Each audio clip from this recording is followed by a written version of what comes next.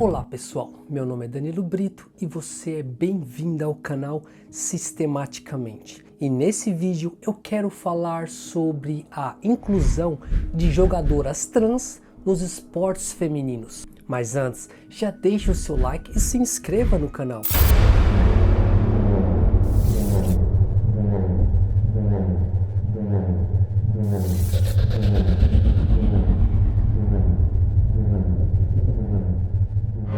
A primeira edição dos Jogos Olímpicos da Era Moderna aconteceu na Grécia, em 1896. Assim, foi criado o Comitê Olímpico Internacional.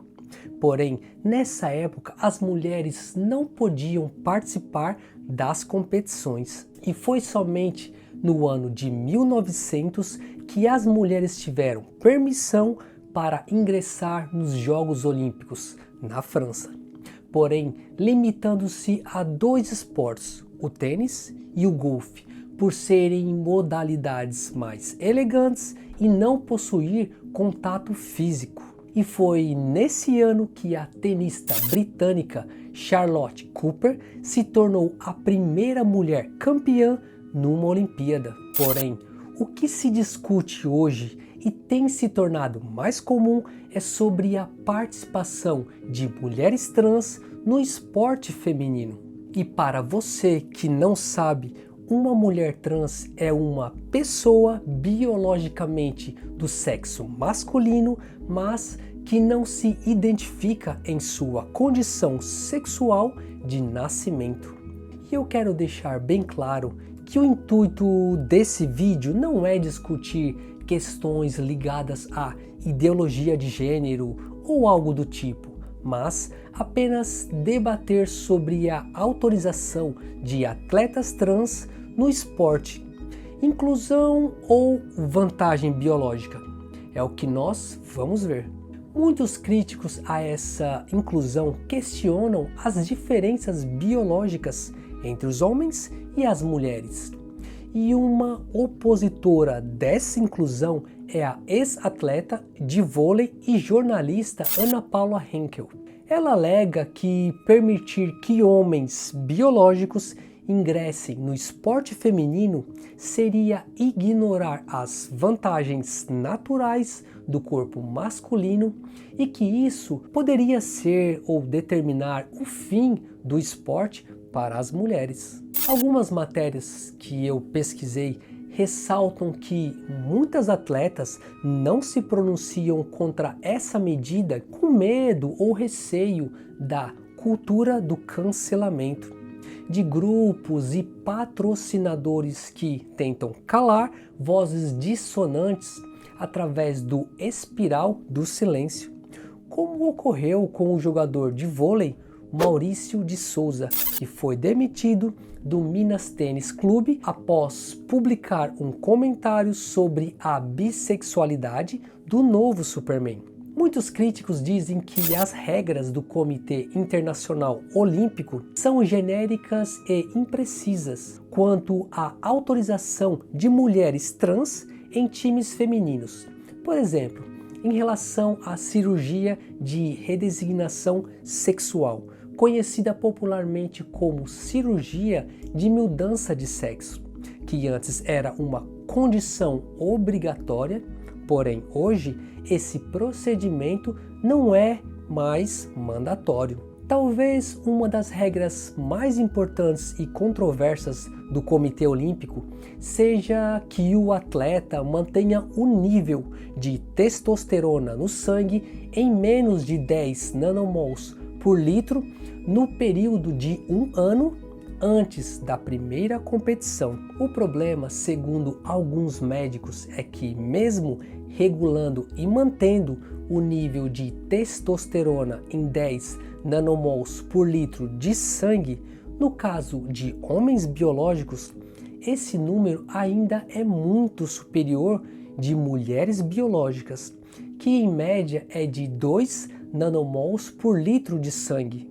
E mesmo que mulheres trans consigam se adequar a todas as regras impostas pelo Comitê Internacional, Especialistas ainda questionam sobre as benesses da influência natural da testosterona em homens biológicos e que isso não conseguiria eliminar o ganho corporal potencializado na força física em anos de desenvolvimento. E foi justamente essa regra que permitiu à neozelandesa Laurel Hubbard a jogar na Olimpíada de Tóquio no levantamento de peso e ser questionada sobre sua força. Segundo a medicina, algumas vantagens da testosterona no desenvolvimento do corpo masculino são: homens têm ossos maiores e mais robustos, maior altura, coração e pulmões maiores, assim maior capacidade cardiopulmonar.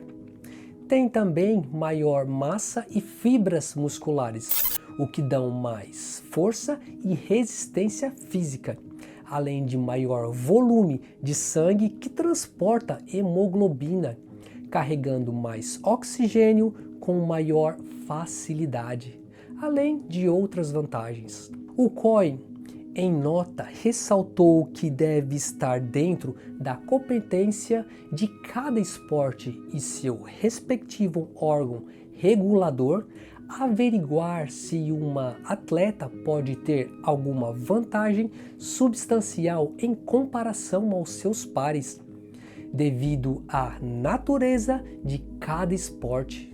Mas será que essas entidades esportivas estão fazendo estudo de caso antes de liberar cada atleta trans quanto à sua possível desproporção ou vantagem física? Não é o que parece, porque até em esportes que envolvam força, agilidade e destreza já permitiram a entrada de mulheres trans, como no caso de Alana McLaughlin, que serviu nas forças especiais dos Estados Unidos e se tornou uma lutadora trans no MMA. E no mesmo esporte, uma demonstração de força foi visto na luta entre a trans Fallon Fox contra Tamika, que após a luta mandou sua oponente para o hospital com traumatismo craniano. Levantou-se assim um debate sobre quais seriam as vantagens das mulheres trans nos esportes também coletivos. No Brasil, uma das atletas trans que ficou muito conhecida pelo seu alto desempenho foi a jogadora de vôlei Tiffany, em que outras jogadoras e até o técnico Bernardinho deram destaque ao porte físico da atleta. Alguns especialistas temem que com o afrouxamento dessas regras pelo Comitê Olímpico, muitos agenciadores poderiam usar isso como subterfúgios para que homens biológicos façam a transição para o esporte feminino. E essa dúvida tem se tornado alvo de críticas, principalmente nos Estados Unidos, em que bolsas de estudo em grandes universidades estão atreladas ao esporte e são fornecidas aos alunos com os melhores desempenhos. Como no caso do velocista americano que vem se destacando nas pistas, depois de fazer a cirurgia de transição de sexo aos 21 anos e mudar o nome para CC Telford, ganhando medalha de ouro e quebrando o recorde já em sua primeira participação pela universidade. Todavia, há especialistas que dizem não saber exatamente as vantagens de mulheres trans sobre mulheres biológicas. Ok, mas se o comitê esportivo, mesmo com todo o suporte de especialistas e médicos do esporte, não tem certeza quanto a isso, não seria mais sensato ou justo esperar ter mais estudo em relação ao tema com bom embasamento científico e criterioso antes de fazer essa inclusão?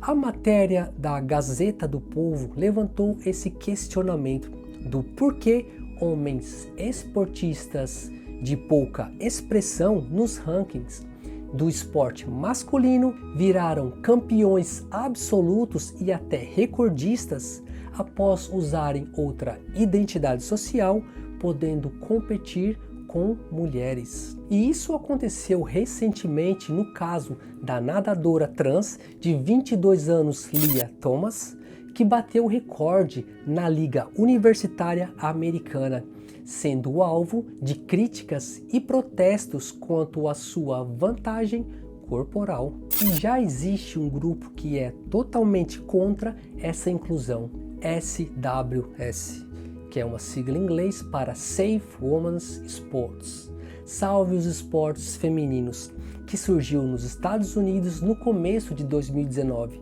e já tem representantes em mais de 30 países. Muitos especialistas dizem não se tratar de preconceito ou transfobia, mas com base em dados científicos sobre a biologia humana, procurando se evidenciar as diferenças e vantagens entre os sexos em esportes que darão vantagens significativas aos homens. E a pergunta que fica é: o que será do esporte feminino? Isso somente o tempo vai dizer. Bom, eu vou ficando por aqui. Deixe o seu comentário de forma respeitosa se você concorda ou discorda dessa inclusão. E não se esqueça de deixar o seu like, inscreva-se no canal e ative o sininho para receber os nossos próximos vídeos. Um grande abraço, fiquem com Deus e até a próxima. Tchau!